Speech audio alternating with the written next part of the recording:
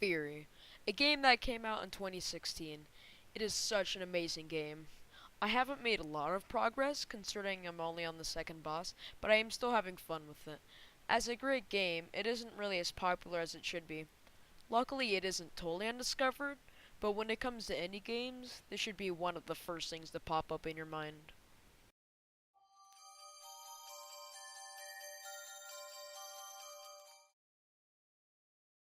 If you want to get Fury for yourself, you can get it on PC, Xbox One, PlayStation 4, and the Nintendo Switch. I own the PC version. The PC version is on the Steam store and is currently $20 as of this video. I sadly don't know for the console versions though. It is pretty hard, but we will get to that topic later. The story for Fear is pretty cool in my opinion. It is kind of like a vengeance story. As of where I am, you break out of your little jail cell and basically fight some people to get to the jailer and set you free. Pretty simple.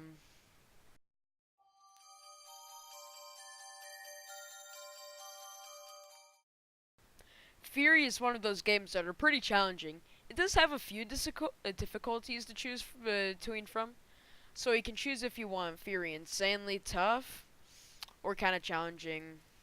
I mean, Fury isn't like Dark Souls or anything like that, but the difficulty couldn't discourage some new players.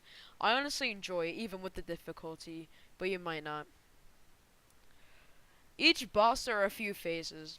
Each boss will do different attacks, or maybe do a different playstyle.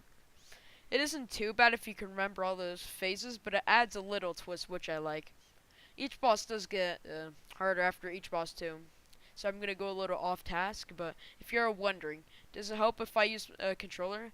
I haven't tried a controller, so if you're wondering, don't ask me. If you do want my answer, I say probably. It probably would help, especially with some gameplay elements, which, good thing, I'll be explaining next.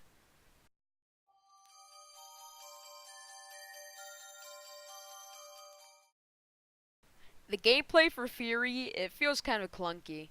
There are a few sets of attack moves you can do. You can shoot with your pistol, use your sword, use a beam or something like that. And these aren't attack moves, but you can parry and boost. The part that feels kind of clunky for me is the parry move. If you hear a sound from the boss, you should parry. The parry move is kind of clunky. It is clunky because I don't know if it is just me, but I want to parry earlier than when I should. Although if you do get that parry, you get rewarded with some HP if you lost any, and it feels satisfying. Other than the parry move, the boost also feels kind of clunky. I think I have better control with the boost, but I can never know if I am going to make it or not. It is kind of hard to tell if you need to get more boost or if you just go. Other than the boost and the parry move, the rest of the gameplay feels nice and balanced. I'd say I definitely have seen better gameplay, but I've seen much worse gameplay than Fury. I'd say Fury's gameplay is good overall.